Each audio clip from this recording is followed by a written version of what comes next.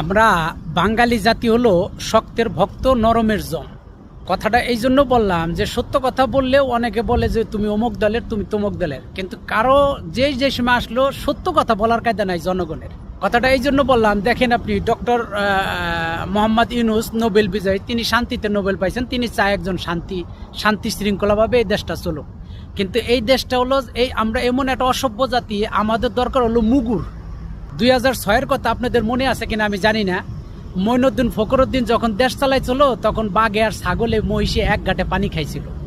বাঙালি তীরের মতো সোজা হয়ে গেছিল। কি রাজনৈতিক নেতা উপর মহল আর নিচ মহল সব মহলের টয়লা সাইজ করে দিছিল। তো এরকম একটা সরকার হলে এই দেশের প্রয়োজন।